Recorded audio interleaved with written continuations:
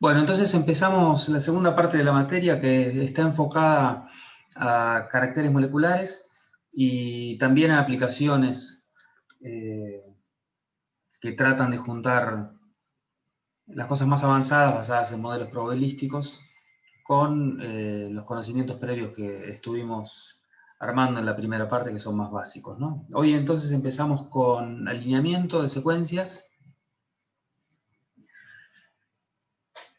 Les puse este libro que es sobre alineamientos. Si quieren ver detalles, tiene este libro. El que les aconsejo más que nada es este, que es un paper donde describen el software Muscle y es uno de los que se usa mucho. Hay otros que también se usan. A mí me gusta este paper porque es muy sencillo y explica las cosas de manera accesible desde el punto de vista que vamos a ver acá en estas clases. Bien. Ahora vamos a enfocarnos entonces en caracteres, en secuencias de ADN, ya sea como nucleótidos o traducidas a proteínas, que tienen algo muy específico. La primera es que están en una secuencia, una después de la otra. La otra es que los estados son limitados, es decir, uno conoce de antemano el alfabeto posible de los distintos estados que pueden ocurrir. Y la otra es que hay eventos en la evolución de las secuencias que son muy especiales, que son las inserciones y las deleciones, donde se destruyen sitios, es decir, por algún motivo la enzima que copia el ADN se saltea una base, eso no se repara y ahí se produce una deleción. O sea, puede producir una inserción por un mecanismo también de mutación y si no se repara eso se hereda. Y la complicación que tiene esto es que ese evento altera la homología o complica el establecimiento de homologías de todos los sitios que están al lado de él. Cuando uno secuencia genes que sabe que son homólogos, es algo bastante común que ya las secuencias de genes homólogos en distintas especies ya vengan en distinta longitud.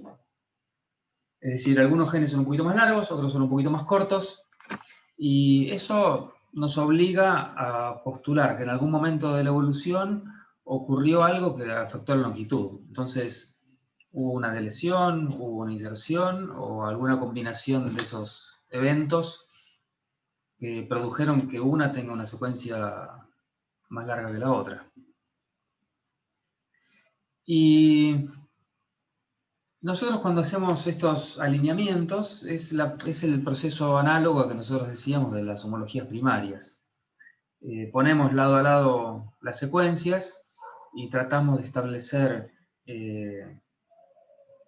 similitudes y correspondencias sitio a sitio, tal que se maximiza algún criterio. Un criterio de similitud, de menor cantidad de cambios. Bueno, eso es lo que vamos a ver hoy. Cómo establecemos esas correspondencias entre secuencias. Nosotros estamos acostumbrados a ver, ¿no?, las secuencias alineadas. Cada línea es la secuencia de un marcador en una especie, en la línea siguiente es el mismo marcador en otra especie, y están como peinadas, alineadas para que se vean todas parecidas. Y para hacer eso, en algunos lugares hay que poner estas rayitas que uno les llama gaps. Esos gaps corresponden a eventos, como les decía, de inserciones o de lesiones. Claro, cuando uno ve el alineamiento plano, uno mira esta columna que estoy marcando acá con el mouse, ¿cuántos eventos sucedieron? Y capaz que se insertó una T o desapareció. Pero eso hasta que uno no lo pone sobre un árbol, no está seguro de cuántas veces sucedió. Al final uno va a construir un árbol, va a construir secuencias en los ancestros hipotéticos y sobre las ramas del árbol es donde suceden las sustituciones de un nucleótido por otro, las inserciones o las deleciones. Entonces acá uno puede decir, a ver, esta T, que era la que estábamos mirando hace un ratito, y según este árbol, acá se cambió. Mirá, ni siquiera son homólogas. Fíjense, acá cambió A, pero acá hay una inserción, o sea que ni siquiera eran homólogas. Es imposible verlo en el alineamiento, hay que verlo sobre un árbol. Se los pongo como ejemplo, es imposible leer este árbol así nomás.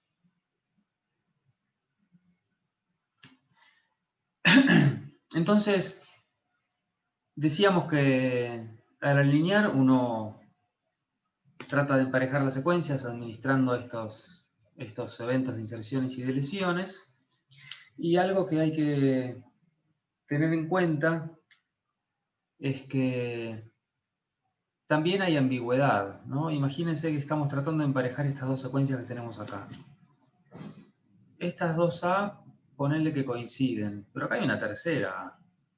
Entonces, vos le podrías poner un gap acá antes de esta T, o le podrías poner un gap acá antes de esta A. Desde el punto de vista de la hipótesis evolutiva parecen igualmente razonables, ¿no? Entonces, acá les muestro que al nivel del establecimiento de homologías primarias, tranquilamente puede haber ambigüedades. En estas dos secuencias no sabemos si esta es homóloga de esta o de la otra. Y hay muchas más opciones que no las estamos representando en el papel. Los programas de alineamiento a veces escupen un solo resultado. No quiere decir que sea el único. Muchas veces dan uno solo porque es más cómodo, pero podrían haberte dado muchos otros.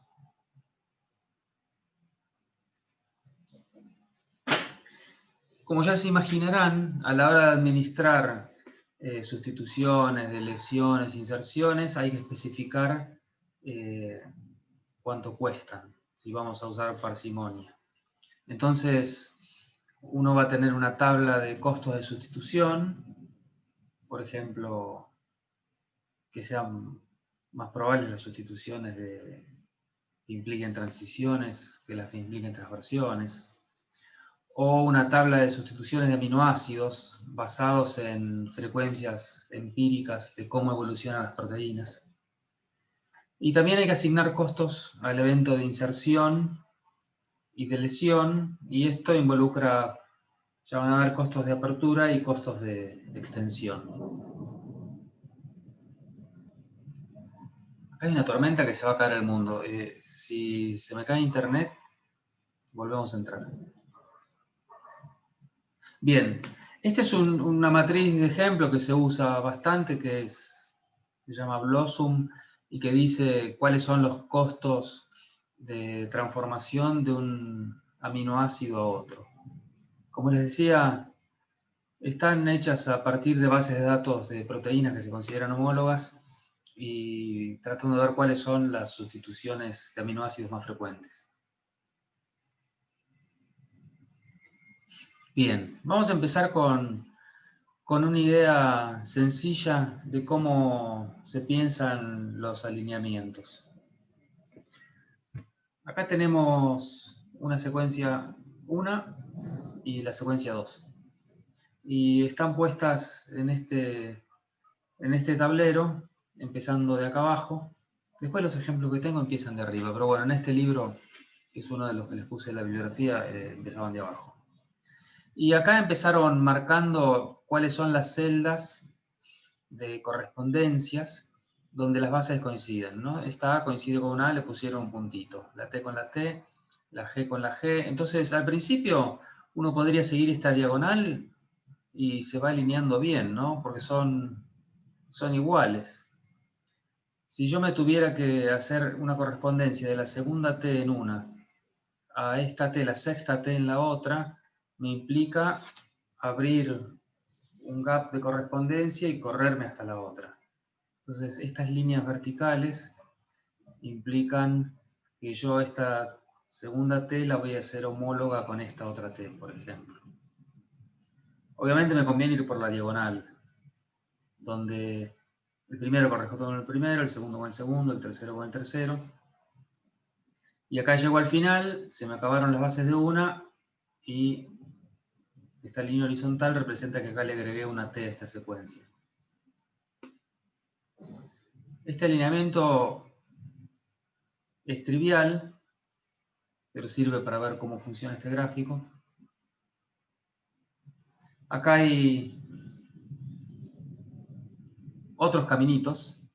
Fíjense que acá hicieron el camino que yo les decía hace un momento, y acá hicieron otro camino, el camino 2.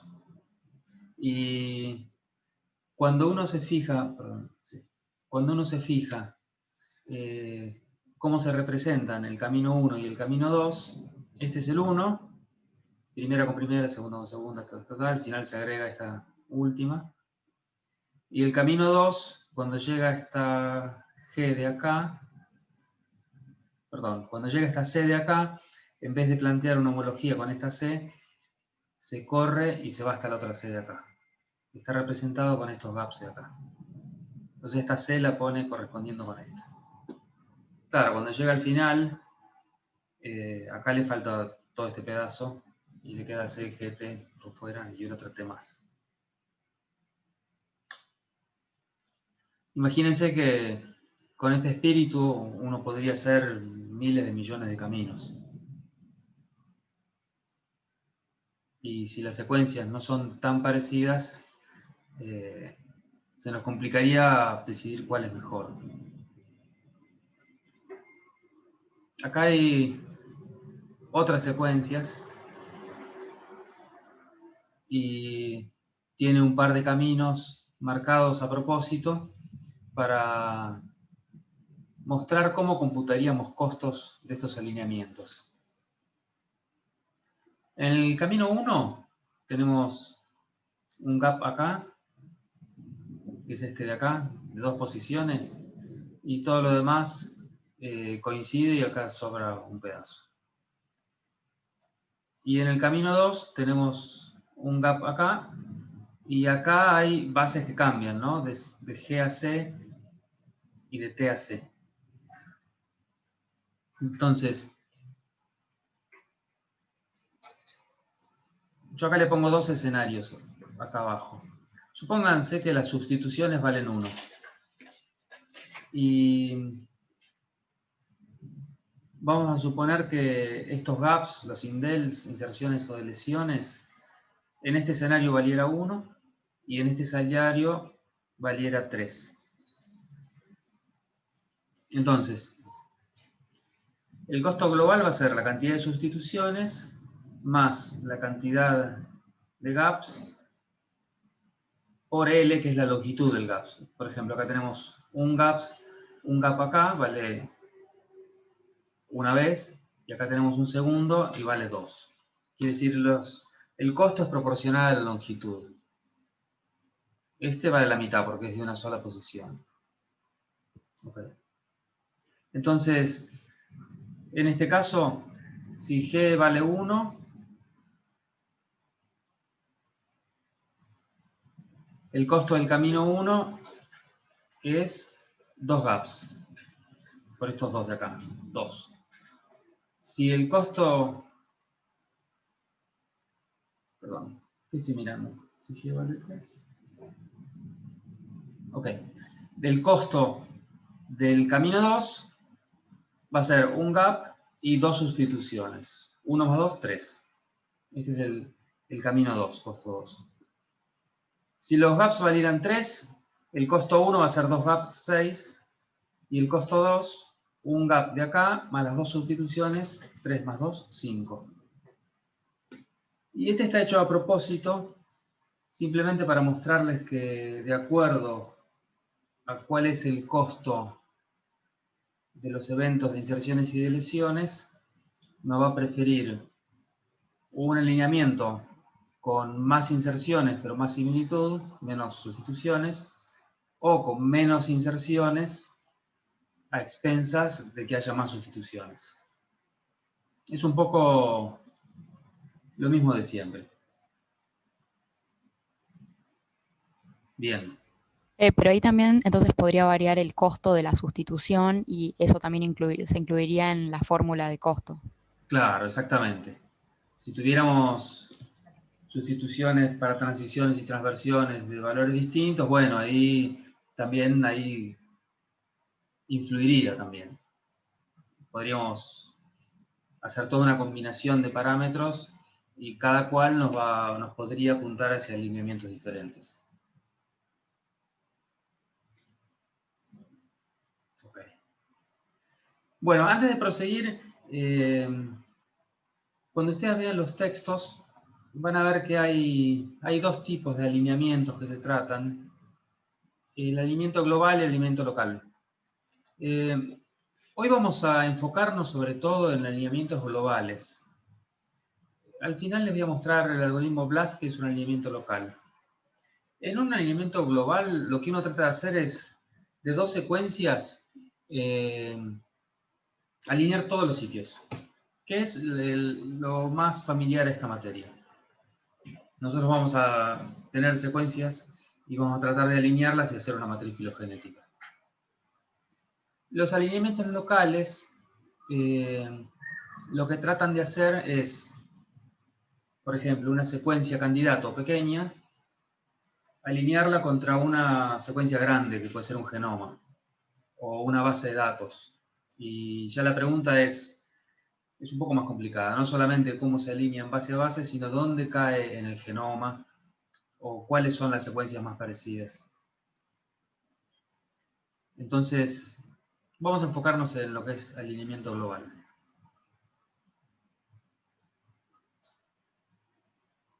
Bueno, le voy a mostrar un algoritmo exacto para alineamientos globales. Es casi un análogo del algoritmo exacto de búsquedas filogenéticas.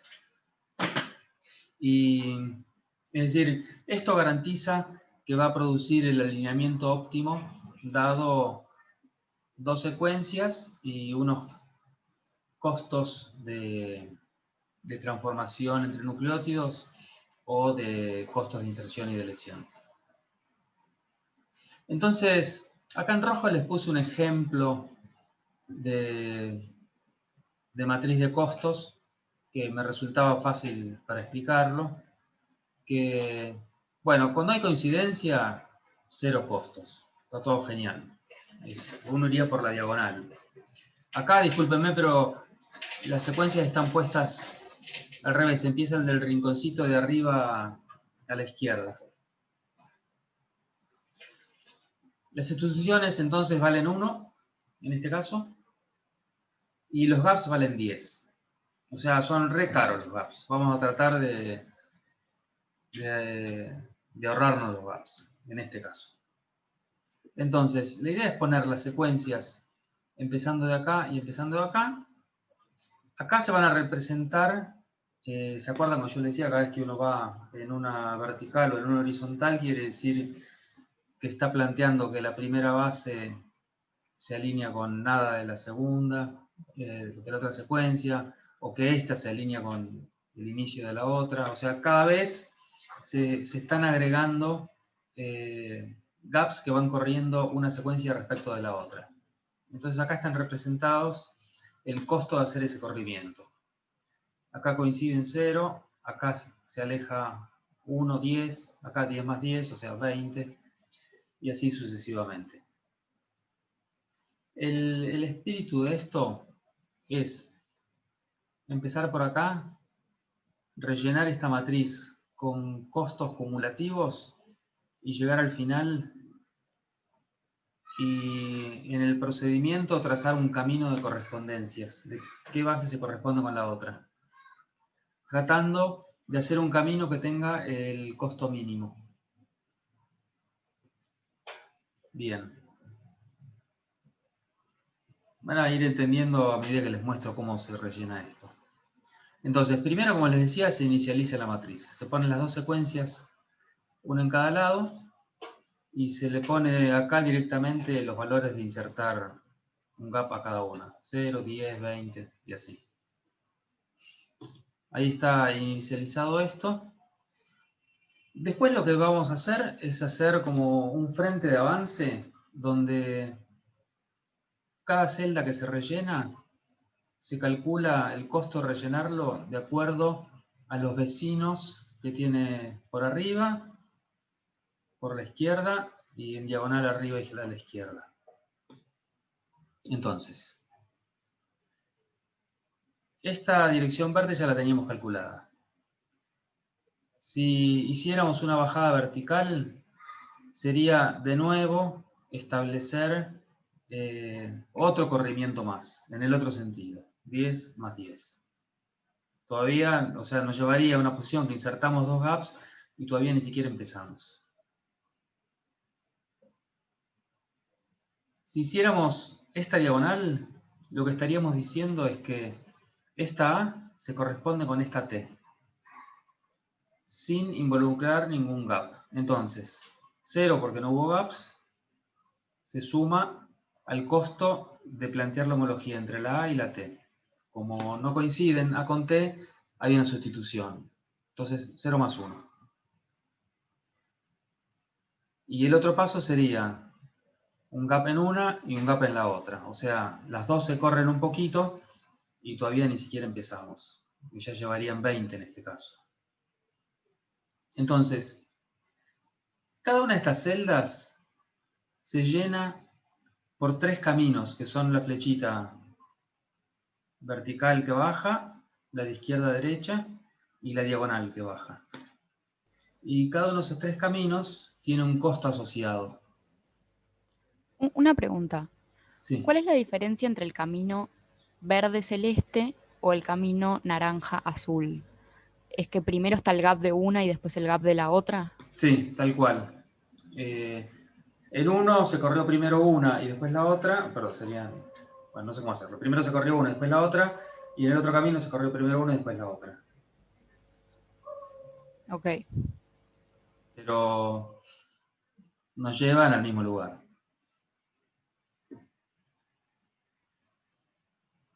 Entonces, cada vez que hay desplazamientos horizontales o verticales hay gaps, y cada vez que hay un diagonal se plantea la homología, y ahí vemos si hay una sustitución. Entonces, de estos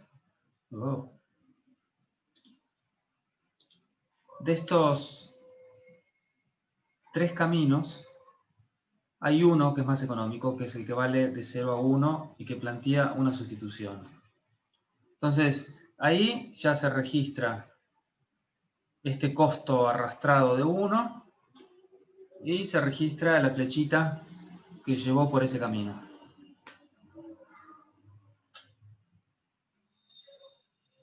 Entonces ya se nos amplió un poquito este frente de avance. Lo tengo acá escrito otra vez, ¿no? Este es el único que acabamos de escribir. Estos 220 ya los teníamos escritos. Cuando calculamos esta celda de este lado, pones el que venías arrastrando, que es 20, más un gap adicional, 10. O si no, el que venías arrastrando, 1 y un gap adicional, 10. Y si no, este que venías arrastrando, el 10 de acá, planteas la homología de esta A con esta A y te fijas si hay una sustitución, no la hay, y sería el 10 que arrastrabas más 0 porque no hay cambio entre A y A. Acá le marqué en rojo el camino más económico. Se me va a registrar el costo de 10 con una flechita diagonal acá, que es la que está marcada en rojo. Lo mismo para esta otra. Si venimos desde arriba es el arrastrado 1 más 10 porque es una flecha vertical. Si venimos en diagonal es el arrastrado 10 más, planteado la homología de A con T, una sustitución, 11, 10 más 1. Y si viniéramos desde este lado sería 20, que es el que vengo arrastrando, flechito horizontal 10. Fíjense que acá hay 2 valores igualmente económicos. Los dos suman 11 por distintos caminos. Entonces se registran los dos. Se te pone 11 y las dos flechitas. Este es el 10 que habíamos registrado antes y la flecha diagonal. ¿Cómo rellenamos esta última celdita que nos quedaba de este pedacito? Lo mismo. Si venimos en diagonal es 1 más, a ver si hay una sustitución, A con A, nada, 0, 1 más 0. Si venimos desde arriba, 10 arrastrado más 10 porque es una flecha vertical. Y si venimos de este lado, 11 porque es el arrastrado más 10 porque es una flecha horizontal. Nos fijamos cuál es y está marcado en rojo el mejor, que es 1, y se registra la flecha en diagonal. Así uno va avanzando, rellenando todas las celdas. Acá les copié el libro donde lo saqué, que no me acuerdo cuál era. Era una clase de Viviana con Falonieri, me parece. Y acá está marcado el camino completo de este ejemplo hasta llegar al final. Cuando llegan al final, se les vinieron arrastrando todos los costos. Llegaron acá, las secuencias se alinearon totalmente y tienen un costo final, que en este caso es 24 pasos, que pueden ser, en este caso, no sé, podría haber habido no sé, como dos gaps de 20 y 4 sustituciones, pónganle. Una duda, creo que me perdí algo de la última parte. O sea, digamos, yo lleno todas las casillas y el algoritmo después va a probar cómo elige el camino después para Bueno, ahora, llegar por menos costo. hasta ahora llegó al costo. Ahora tiene que hacer algo que es como análogo a la pasada hacia arriba, digamos, que se llama traceback, como volver sobre sus huellas, ¿no? Y lo que va a hacer es, sabiendo que llegó acá al valor óptimo, que es 24, de la correspondencia total, va a trazar para atrás las flechitas posibles que llegan al 24 y con eso establece los alineamientos igualmente óptimos. Yo acá les marqué dos, hay más, y les pinté de colores las zonas donde se refiere. Por ejemplo, acá sigue la diagonal, está todo alineado uno con uno. Acá hay una parte amarilla donde hay un gap pintado amarillo y una transformación de T a G. Después esta es la parte verde y esta es la parte roja. Y este es otro camino donde tomó por el camino negro, que es este de acá. Y así hay un montón de alineamientos igualmente óptimos.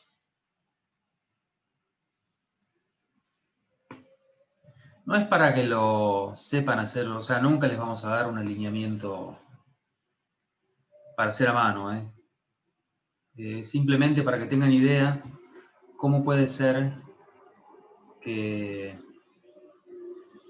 se puedan alinear dos secuencias en un tiempo computacional bastante rápido. Fíjense que nosotros veníamos llenando celditas de un tablero rectangular y el tamaño de ese tablero es la longitud de una secuencia por la longitud de la otra. Eso es más o menos una complejidad algorítmica cuadrática, ¿no? Si las secuencias son de largo más o menos n, el costo computacional es más o menos n al cuadrado. Ponele que lo multipliques por 3 porque tuviste que sacar 3 cuentas por cada celdita, una cosa así. Pero no es un número enorme, porque en este caso es un número al cuadrado y nada más. O sea, este algoritmo es practicable. ¿Se entiende más o menos el espíritu de esto? Sí, sí. Ok.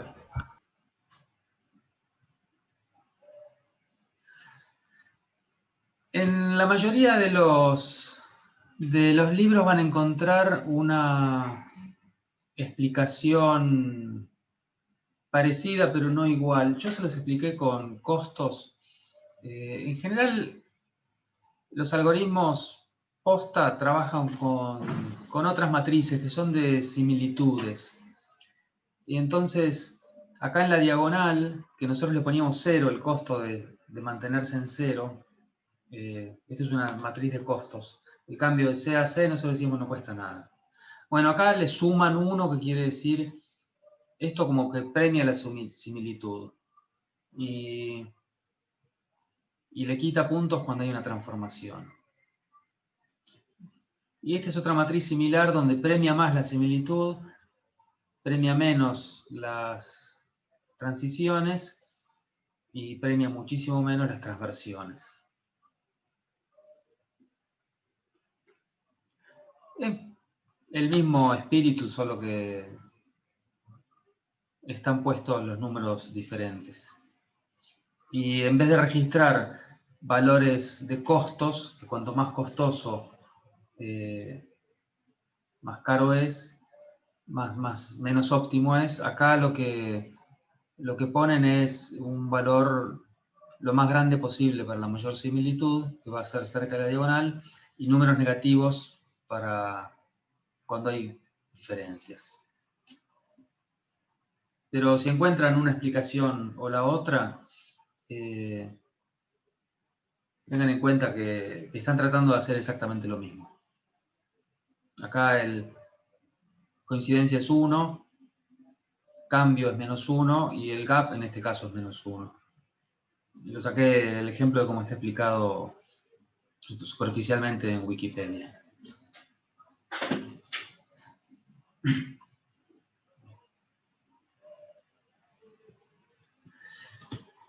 Los algoritmos en general hacen algo que es un poco más complicado, que no lo vamos a explicar acá, porque como lo expliqué de una manera ultra sencilla, cada vez que bajás una celdita se cuenta un gap, la siguiente otro gap, la siguiente otro gap. Entonces el costo es el gap que abriste multiplicado por la longitud de ese gap. O sea, cuanto más largos, te fijas cuántas posiciones tienen, multiplicás y te da el costo final de ese gap. Bueno, los algoritmos que están implementados usualmente trabajan con costos diferenciales. Para abrir un gap es más caro que extender un gap que ya está abierto. Entonces, los alineamientos que tienen pocos gaps pero más largos van a ser mejores que otro que tenga un montón de gaps todos salteaditos, puestos por cualquier lado. Entonces esos usan un costo de apertura y un costo de extensión que sí es proporcional a la longitud. Entonces, el costo del algoritmo que yo les expliqué es la cantidad de sustituciones más la cantidad de gaps por la longitud de los gaps. Y en la otra manera costaría las sustituciones por un lado, las aperturas por otro y las extensiones por otro. Esto, como les decía, da alineamientos más prolijos, porque hay pocos gaps. Son más grandes, pero hay pocos. Pero la explicación de esto yo ni siquiera lo entiendo bien.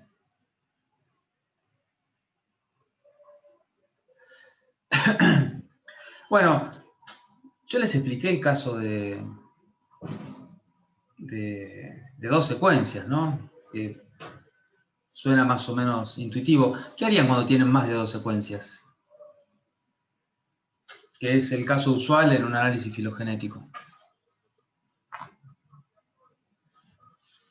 Estoy tentado a decir que hacer un volumen, pero me parece que eso sería computacionalmente inviable. Claro, ya en vez de ser un tablero, ya es, si son 3 secuencias, ya es una especie de cubo, ¿no? Donde lo que hay que rellenar son los bloquecitos internos. Se hacen de la misma manera. Y hay algoritmos exactos para hacerlo. para 3 secuencias de longitud más o menos n va a ser más o menos n al cubo. Para r secuencias, n a la r, ya es un numerazo, si r es grande. Entonces, si bien uno podría pensar en un hipercubo de no sé cuántas dimensiones, y hay algoritmos para hacerlo, en la práctica esto no se usa porque es demasiado lento. Entonces, para 2 secuencias sí se usa, pero para más de 2 son tan limitados, son tan exigentes computacionalmente que prácticamente no se usan. Entonces, cuando uno va a usar lo que se llama un alineamiento múltiple, que es alinear muchas secuencias, todas a la vez, va a caer siempre en una solución heurística. Uno podría alinear las secuencias de a pares agregando secuencias de a uno, ¿no? En ese caso, alineas 2 secuencias. Una vez que las tenés alineadas, ya no las volvés a desalinear. A lo sumo insertás un gap que mueve las dos a la vez. Entonces, no se alteran las correspondencias previamente. Sería algo parecido al RAS, ¿no? Random Addition Sequence que veíamos. Es algo análogo. Esto funciona bastante bien, pero depende del orden en que se agreguen las secuencias. Le voy a mostrar un ejemplo. Está en este libro que les decía de alineamientos. Para estas 3 secuencias el alineamiento óptimo es este. Ahora, si uno hiciera alineamiento de a pares, en este caso hay 3 alineamientos igualmente óptimos. Esta G la alineo con esta T, o esta T y la pongo un gap acá y una sustitución acá. Todos estos tienen un gap y una sustitución. Entonces, al estar en este paso, da lo mismo. Si tuviste la tanta mala suerte de que elegiste el primero, que acá les marqué en rojo, una vez que la secuencia 1 y 2 está alineada, ya no se tocan. Cuando van a tratar de alinear la tercera, y la van a alinear de esta manera, y el primer paso quedó intocado.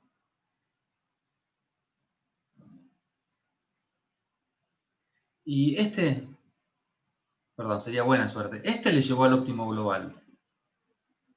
Si hubieran elegido cualquiera de los otros dos, si elegían este, que a este paso era igualmente óptimo, les llevaba a este alineamiento que no es el óptimo global. Y si elegían este, les llevaba a este que tampoco es el óptimo global. ¿Qué quiere decir esto? Que uno puede hacer una secuencia de adición al azar de este tipo, les va a dar algo más o menos bueno, pero es un buen inicio, pero no mucho más. Entonces, la gente, igual que con análisis filogenético, se la pasó inventando algoritmos para hacer esto de manera mucho más eficiente. Entienden el problema, ¿no? Que estamos planteando acá. Bueno, yo les voy a mostrar el camino de un alineamiento múltiple típico, como está implementado en los programas que ustedes van a usar. En Cluster, en Muscle, en Maft. Todos estos tienen también servidores online que uno puede tirar las secuencias, tildar unos casilleros de seteos de parámetros y lo hace a una computadora remota y les devuelve el resultado. Entonces la idea es partir de unas secuencias sin alinear de distinta longitud. Ustedes saben que son homólogas, pero no cómo se alinean sitio a sitio. Y hacer un montón de cosas en el medio y tener un buen alineamiento, un alineamiento óptimo según los parámetros que ustedes dieron. Así que vamos a ir paso por paso. Esto es lo que suelen usar como paso inicial. Y es componer una matriz de distancias de a pares. ¿Cuánto es la distancia de la secuencia a la secuencia B? De la A a la C, de la A a la D. Es una secuencia, una distancia que tenga el mismo sentido que nosotros buscamos, ¿cierto? Que es costo de transformación de una en otra, o similitud de una con otra. La manera más precisa de hacer esta matriz de distancias sería distancias de a pares según alineamiento de Needleman-Wunsch, que es lo que acabamos de ver hace un rato. Se alinean de a pares, te da un costo de alineamiento, en este caso nos daba 24, ¿se acuerdan? Bueno, ahí en esa celdita pondrían acá en este gris 24. Diagonal 0. Si fuera similitudes, acá pondrían máximo de similitud y acá un número negativo, qué sé yo. Entonces, la manera precisa pero muy lenta es Needleman-Wunsch. Los programas suelen hacer otras cosas, más groseras pero muy rápidas, que es dividirla en pedacitos que se llaman cámeros, o sea, como dímeros, trímeros, cámeros de longitud K. Les voy a mostrar al final de la clase un par de ejemplos. Pero hay manera de descomponer las secuencias en pedazos chiquititos, meterlos en la licuadora y ver cuántos pedazos coinciden entre dos secuencias. Y eso da un valor de similitud. Bueno, sea como fuera, uno llena una matriz de distancias entre secuencias de a pares. Como esto es heurístico, la manera en que uno construye esta matriz no es tan importante que sea súper precisa. Lo importante es que nos permita hacer un árbol que se llama árbol guía, que sea más o menos bueno. Entonces, ¿cómo se hace ese árbol guía? Bueno, se aplica un algoritmo que te genera un árbol a partir de distancias. Lo vamos a ver en un par de clases, pero les anticipo hoy, si lo quieren hacer rápido pueden hacer UPGMA, y si quieren algo mucho mejor y que cuesta un poquito de tiempo nada más, usarían Neighbor Joining. Ya los vamos a ver. Por ahora les anticipo que las secuencias que son muy parecidas van a aparecer muy juntas. Y las que son muy diferentes van a aparecer más espaciadas en el árbol, basados en esta matriz de distancias. Muy bien. Con esto se hace un árbol guía más o menos razonable. Y ahora viene la parte más elaborada, que es el alineamiento progresivo. Entonces, lo que hacen los algoritmos es, a partir de ese árbol, hacer una pasada hacia abajo, ¿no? Y en cada nodo se va a hacer un alineamiento de a pares. Tenés un terminal, otro terminal, la pasada hacia abajo, en el nodo ancestro, un alineamiento de a pares exacto por Needleman-Wunsch. Y lo pones ahí. Cuando vas a poner la tercera secuencia, no sé si tengo un ejemplo, no. ¿Dónde lo tengo ese? Cuando vas a poner la tercera secuencia, los dos que pusiste primeros quedan fijos. Y que son estos dos de acá. Y estos dos que ya venían, quedan otra vez fijos como bloques. Y se hace lo que se llama alineamiento de a pares otra vez, pero en este caso, cada vez que insertás un gap en uno, lo insertás en todos los demás. Era el caso que yo les mostraba en este caso, ¿no? Una vez que se alinean estos dos, el alineamiento entre 1 y 2 no se altera. Si le vas a meter un gap, se lo metes a los dos a la vez. Y acá hace lo mismo. Entre 3 secuencias por un lado y 2 secuencias por otro, los trata de alinear, pero siempre en bloque. Es un tipo de Needleman-Bunch especial que trabaja sobre algo como un consenso acá, yo no sé muy bien cómo es. Pero básicamente es algo de complejidad cuadrática, es un mismo tablero, y va a tratar de alinear 2 bloques de secuencias. Y esos bloques los va a ir metiendo en los ancestros del árbol. Entonces, si tenía 2 descendientes, acá hace un alineamiento exacto de a pares. Uno por un lado y este que ya está armado por otro, alinea una secuencia que es esta de este lado contra un grupo de 2 secuencias por el otro. Acá, Needleman-Bunch exacto, porque son 2. Y acá alinea grupo contra grupo. Y así va haciendo la pasada hacia abajo hasta llegar a un alineamiento múltiple de todas las secuencias a la vez final. Fíjense que yo les decía, esto es como una secuencia de adición, es algo bastante crudo.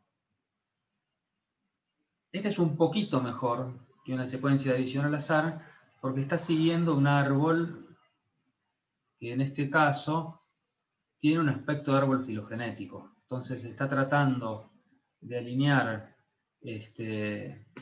las especies más parecidas entre sí y al final dejar las especies más distantes para alineamiento múltiple más grosero, más grueso de abajo de todo. Entonces, ese es uno de los pasos del alineamiento progresivo usando un árbol guía.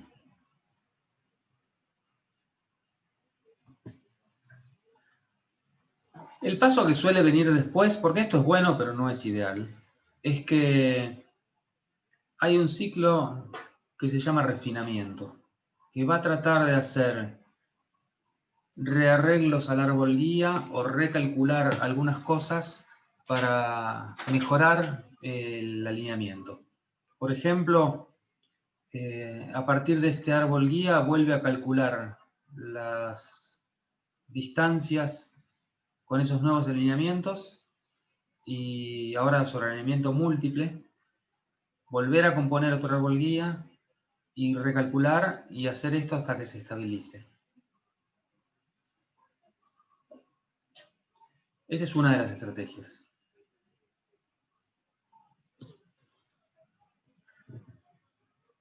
Y al final viene una parte que se llama postprocesamiento, que es otras mejoras adicionales. Y que lo que tratan de hacer es cosas heurísticas tipo partir los alimentos en pedazos y tratar de rearreglarlos, ¿no? Un pedazo abajo, el pedazo de arriba, según cómo quedaría en el árbol. O quitar una secuencia, volver a alinear, agregarla, volver a calcular. Esto es más de lo mismo, ¿no? Es decir, hay un criterio de optimalidad basado en una matriz de costos. Una manera de calcularlo sobre un árbol, pero un problema demasiado complejo para hacerlo exacto. Entonces, hay un montón de gente que se pone a inventar maneras súper creativas, que pueden parecer ridículas, de alterar los alineamientos, volver a calcular, y algunos se han dado cuenta que hacer algunas cosas lo mejora, otros que tal vez no tanto. Y estos algoritmos se fueron acumulando con los años, y el que yo les muestro de este paper, por ejemplo, que es del 2008, está acumulando un montón de algoritmos específicos que inventó gente a lo largo de los años. Primero Needleman-Bunch. Después vino otro con el tema de los árboles guía. Después alguien inventó el tema del alineamiento progresivo y refinamiento y qué sé yo, y otro se le ocurrió otra cosa. Al final esta gente hizo un software que junta un montón de esas ideas y los mete en un ciclo complicado y que hace todo a la vez. ¿Querías preguntar algo? Sí, sí. No llegué a entender muy bien la parte de esta estrategia donde pasamos de la matriz de distancias al árbol guía. No entendí muy bien ni cómo se hacía, ni qué hacemos cuando construimos la matriz de distancias. Eso no entendí. Ah, ok. ¿Qué hacemos para construirla o qué hacemos después con la matriz? ¿Cómo era eso? ¿Qué son las distancias? Ah, acá? ok, bueno. Esta matriz va a tener 0 en la diagonal porque convertir una secuencia en sí misma no cuesta nada. Y si las secuencias son muy parecidas, hay un costo de convertir una secuencia a otra que es muy bajito. Entonces la distancia es muy corta. No sé, serán 2 o 3 sustituciones. Serían estas que están pintadas en gris, ponele. Ahora, cuando las secuencias son bastante diferentes, ya implica un montón de sustituciones, un montón de gaps, y es una distancia muy larga de convertir una en la otra. Y son las que estarían pintadas de blanco, ponele. Entonces, esta es una matriz que te indica qué parecidas son una con otra de a pares. Y lo ves para todas tus secuencias de input. Sí, acá está marcado en solamente una diagonal porque las distancias son simétricas. Da lo mismo convertir en un camino que en el otro. Y el árbol guía sería un fenograma, ¿no? La construcción de un fenograma. Sí, este árbol guía, en este caso, está hecho a partir de una matriz de distancias y por eso sería un fenograma. Donde, ponele, si estuvieras usando UPGMA para hacer este árbol, vos buscarías la distancia más chica. Ponele que sea esta, que sea 2 sustituciones. Entonces juntás A con B. Después te fijas la siguiente más chica. Ponele que sea 2 también. Y juntás C con D.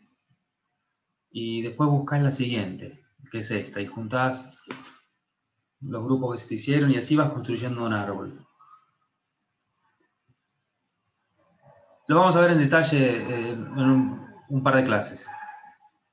Este es un árbol que refleja más o menos estas distancias en forma de árbol. ¿Está? Buenísimo, gracias Martín. Y el propósito de ese árbol es poder hacer esta pasada hacia abajo, donde se van alineando primero de a pares y después el bloque contra una, después un bloque contra otro bloque, para hacer estas secuencias alineadas todos contra todos. Y Martín, ¿te molesta con la última? Sí, sí. La matriz de distancia la construimos entonces entre los pares de secuencias, ¿no? Sí, distancias de a pares. Bien, genial. Gracias. Por eso les decía que uno la podría hacer con Needleman-Bunch, esta matriz de distancias, porque serían distancias exactas de alineamiento de una secuencia contra la otra. Como poder se puede, me parece que los programas no lo hacen porque el árbol guía es un árbol crudo, tampoco es que quieras invertir un montón de energía en eso.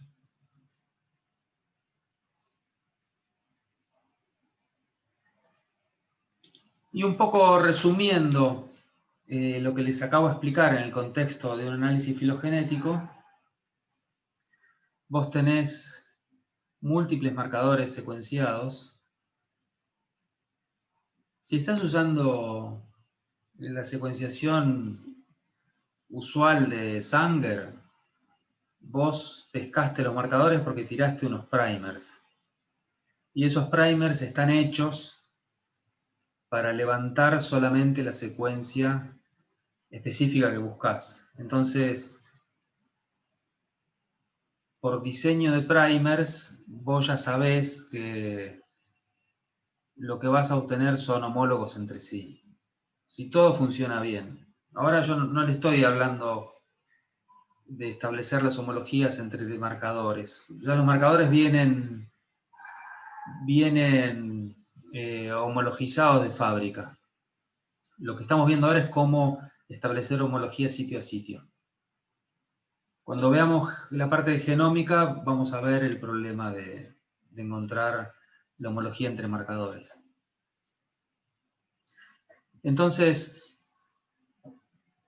vos tenés tus secuencias del marcador 1, las pones todas juntas, son de distinta longitud, se las das de entrada a un programa que alinea, te hace todos estos ciclos y te escupe un alineamiento. Y con el marcador 2, con el otro marcador, haces lo mismo. Ya que estamos a corregir. Ok. Disculpen.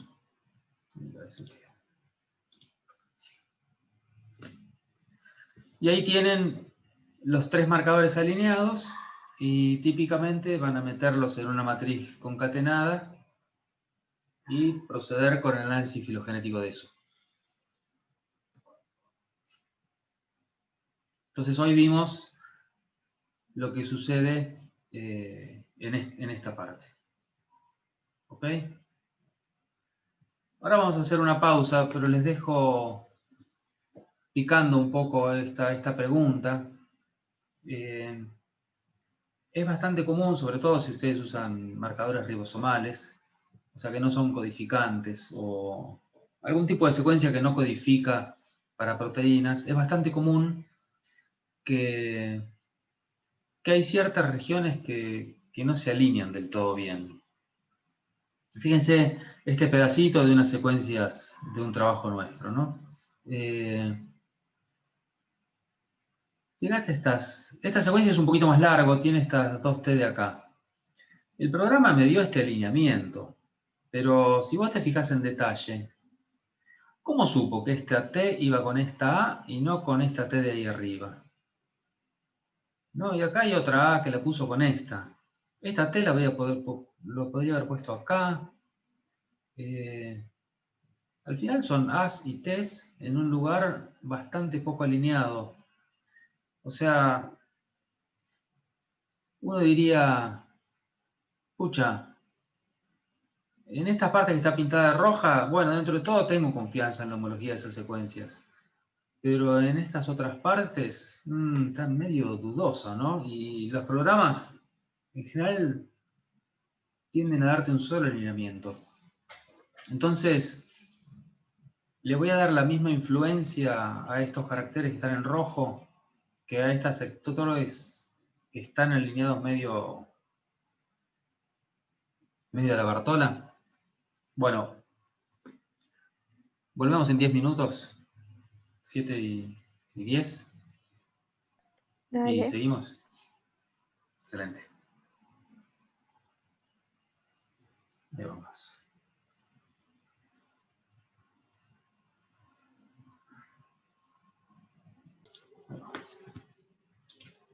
Bien.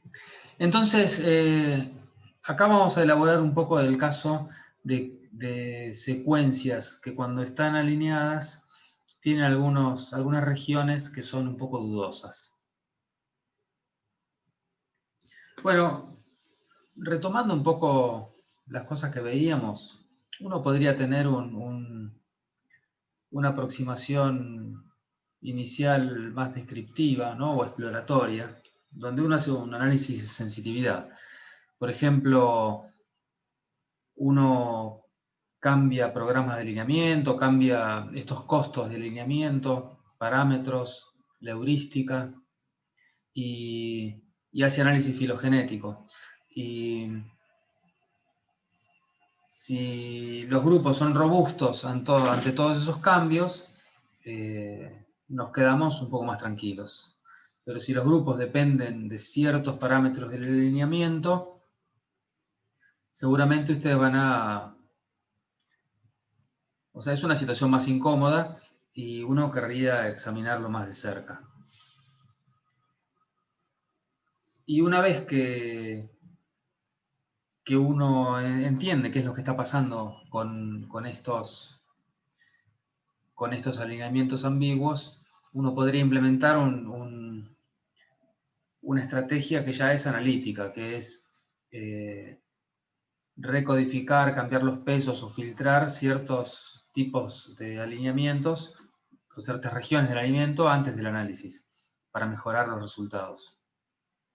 Le voy a mostrar las estrategias que hay dando vueltas por acá y que la gente usa, ¿no? Creo que es conveniente para entender un poco esto, saber qué es lo que pasa dentro de la caja negra del software que hace alineamientos cuando se encuentra con empates, digamos que podría alinear de una manera o podría alinear de otra en un momento. Bueno, los algoritmos en general van a decidir arbitrariamente un alineamiento por sobre otro y seguir con uno. Y chao. Y usualmente siguen una regla estricta, como decir, darle más bola a la primera secuencia que a la segunda, o algo por el estilo. Esas reglas así estrictas no es que sean buenas en sí, pero están buenas para lo que sería la reproducibilidad de los resultados. Vieron que en TNT con Random Seed 1, si bien es heurístico, siempre les va a dar lo mismo. Bueno, porque siempre toma las mismas decisiones de cuáles taxones conectar primero.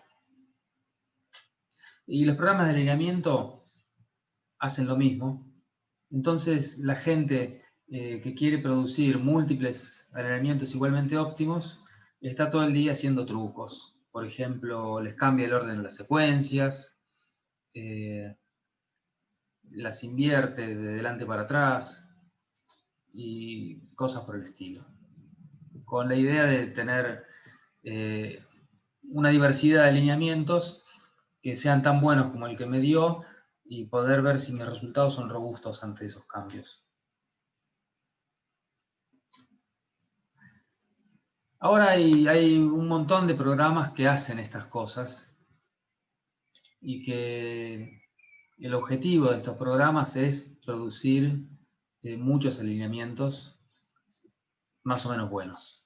Y este, por ejemplo, que se llama Prank, aleatoriza estas decisiones cuando hay empates. Este que se llama Guidance, por ejemplo, en vez de usar árboles guía hechos de esa matriz de distancias o de alguna otra cosa, a propósito va a usar un montón de árboles guía. Por ejemplo, árboles de bootstrap, ¿no? Hace bootstrap sobre un alineamiento y obtiene un montón de árboles y que son más o menos buenos y los utiliza cada uno como árboles guías. Otros, bueno, quitan secuencias y vuelven a realizar, etcétera, etcétera. Hay muchos programas que tratan de atacar este asunto de la sensitividad de los alineamientos en la producción de árboles filogenéticos. Estas son opciones analíticas, digamos, que tratan de decidir que algunos sitios se van a usar porque son confiables y otros no se van a usar o van a tener menos influencia. Se usa mucho Gblocks y Trimal. Y estos, básicamente lo que hacen es, con el alineamiento construido, se fijan básicamente la cantidad de sitios conservados, digamos, de bases conservadas que hay en cada columna. Las que tienen muchas conservadas las está pintando de negro y las otras las está pintando de blanco en este caso, y después trata de definir pedazos que junten lugares que están más que nada pintados de negro. Pedazos contiguos, ¿no? Entonces, con un parámetro, por ejemplo, más relajado define estos pedazos que acá están como las barras grises, que son los únicos que se usan para análisis filogenético, los otros se tiran a la basura. Y con un análisis, con un parámetro que es un poco más estricto, les da los bloques que acá están pintados de blanco. Donde recortó, fíjense esta puntita que estaba medio dudosa, porque tenía algunas columnas medio negras, alternadas con algunas blancas. Cuando el seteo es más estricto, directamente las recortó ese pedazo. Esto, obviamente, nos baja nuestra cantidad de datos, pero a expense, digamos, con la ventaja de que serían datos un poco más confiables en el alineamiento. Si tenés muchos marcadores, de repente esto no es una pérdida muy grande.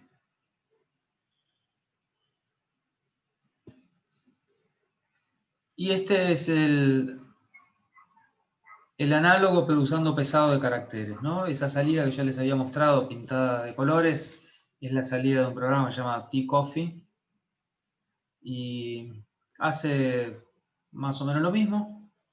Básicamente va a catalogar los sitios entre confiables y poco confiables, según esta escala de colores en este caso. Rojo es confiable, azul es poco confiable, verde es bastante malo. Y después lo que va a tratar de hacer es, acá abajo de todo, sería el color promedio de esos sitios, y los que salieron rojos le va a dar peso alto, y los que salieron amarillos un poco más bajo, los verdes muy poco, y los azules casi nada.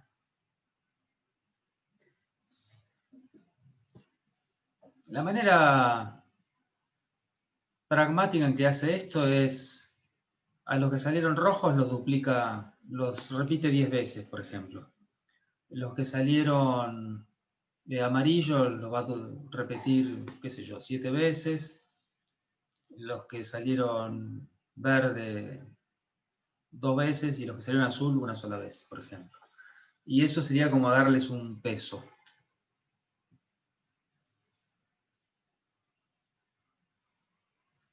Y entonces el programa escupe una matriz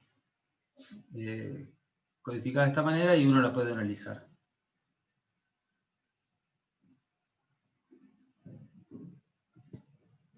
Esta es otra estrategia, les muestro porque es un paper reciente. Básicamente va a tomar un montón de alineamientos alternativos que están generados con algún método, no me acuerdo qué usaban acá, me parece que era Guidance. Algún método que produzca una diversidad de alineamientos más o menos buenos. Y esos alineamientos los concatena uno detrás del otro. Es como si el marcador 1 estuviera repetido 100 veces, porque hay 100 maneras distintas de alinearlos. Eso es prácticamente lo mismo que un alineamiento promedio, digamos. Los sitios que siempre se alinean igual van a estar 100 veces, los que casi nunca se alinean igual van a estar 1 o 2 veces de cada manera.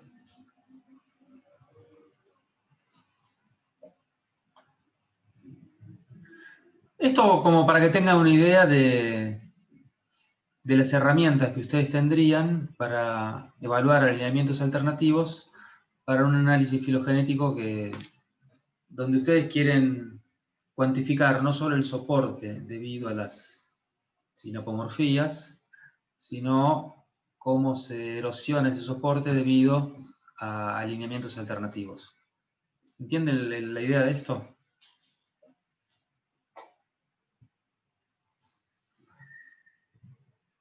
Bien. Para terminar, les voy a mostrar cómo funcionan un alineamiento local. Este es un algoritmo que se llama BLAST, es lo que ustedes usan. Yo les decía alinear un par de secuencias por Needleman-Bunch lleva un tiempo proporcional al cuadrado de la longitud de las secuencias. Genial, pero entonces, acto seguido uno se tiene que preguntar, y cuando yo mando una secuencia y la blasteo contra Jinbang, ¿cómo puede ser que me responda en 2 segundos? La acaba de comparar contra toda su base de datos y darme un alineamiento en 2 segundos, 5 segundos. Evidentemente está haciendo otra cosa. Bueno, lo que está haciendo es algo como esto. En la base de datos está representada como el eje horizontal. Tienen todas las secuencias de la base de datos de Jinbang o la que ustedes hayan bajado en su computadora. Un genoma, qué sé yo. Y imagínense que acá en la vertical está la secuencia que ustedes quieren testear, ¿sí? Que va a ser mucho más cortita. Bueno,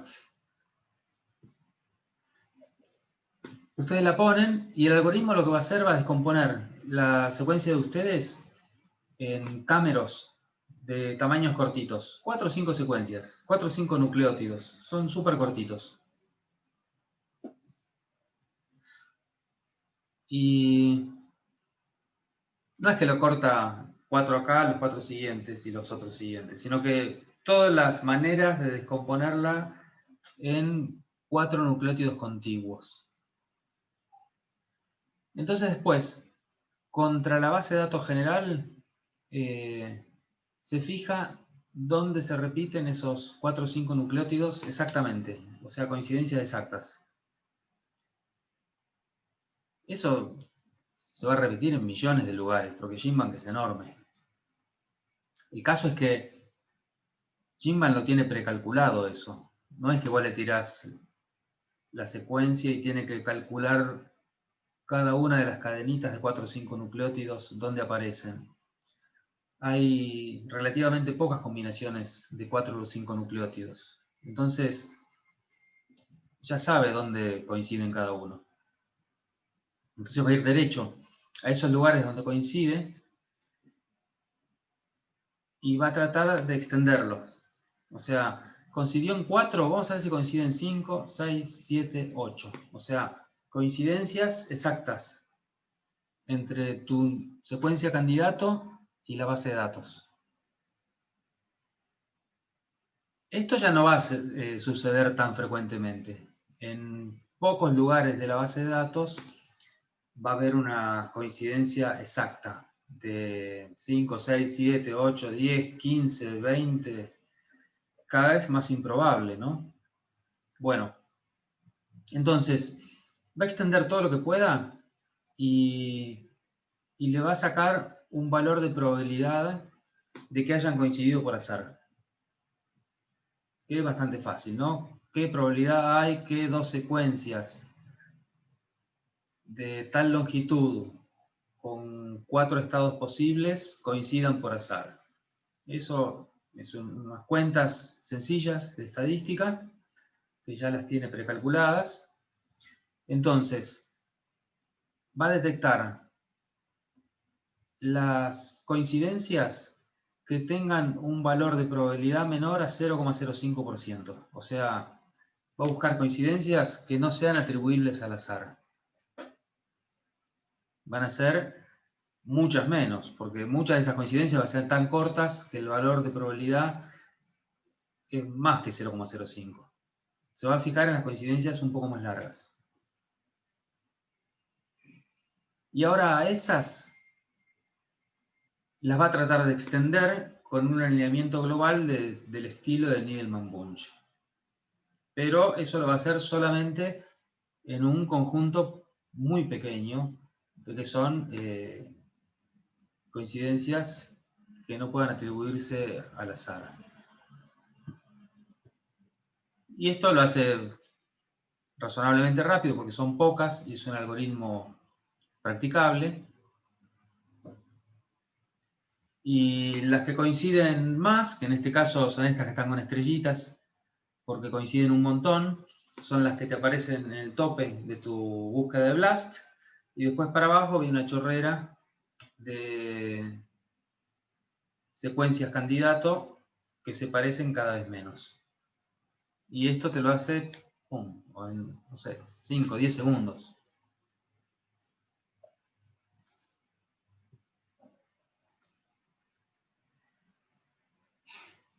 ¿Se entendió más o menos el espíritu de esto?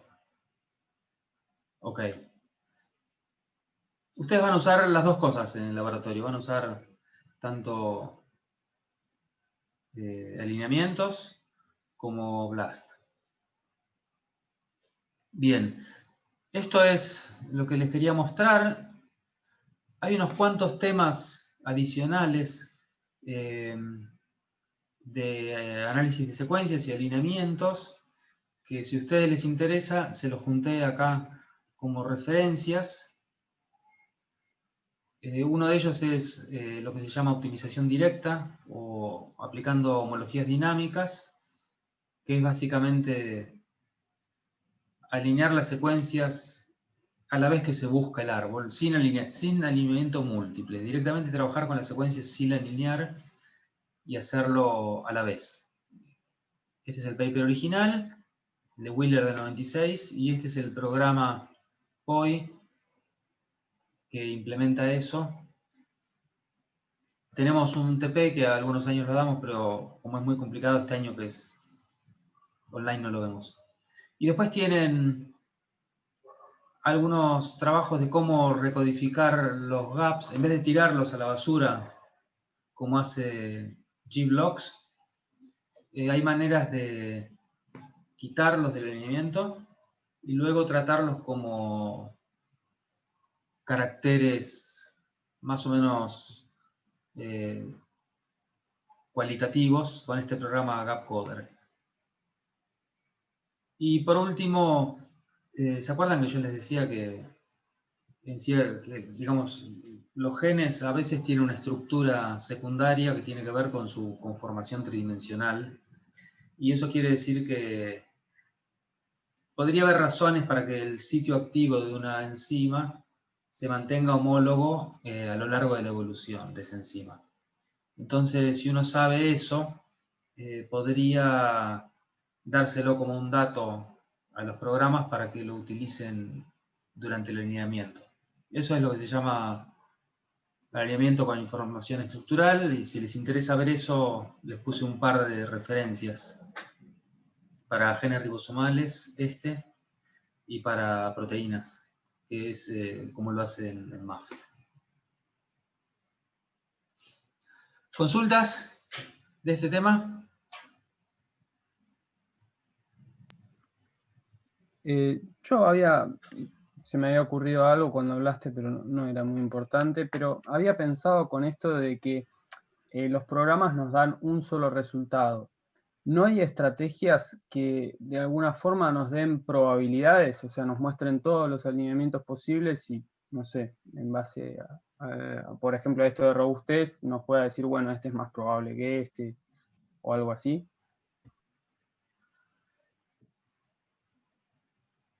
Sí, pienso que sí.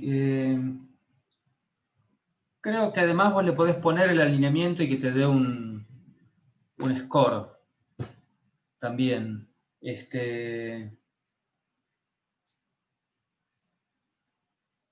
Sí, después ¿cómo lo usarías?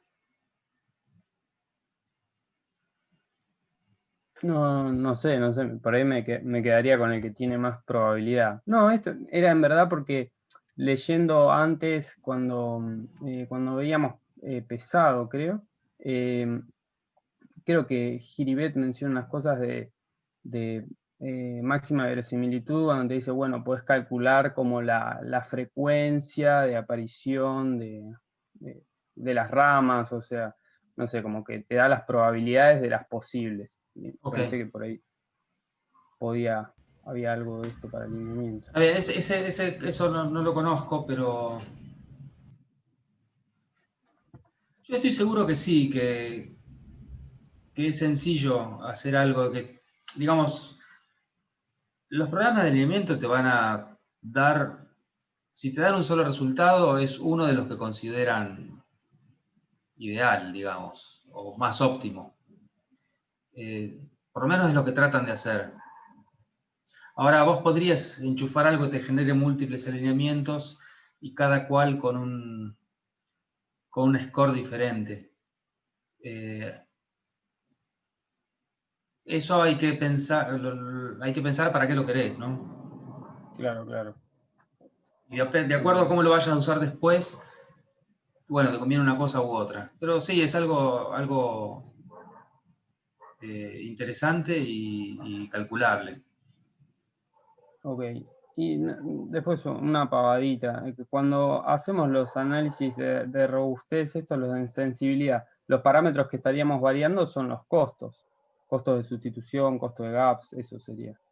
Sí, son los parámetros que el programa de alineamiento te ofrece para alinear. Seguramente depende del programa, vas a tener transiciones, transversiones, apertura de gaps, extensión de gaps. Ok, buenísimo. Ese tipo de cosas.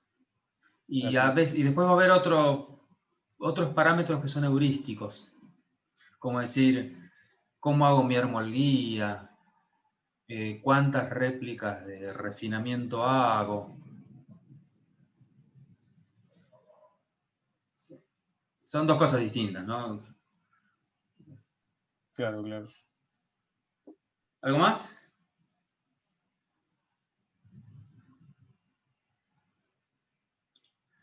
Bueno,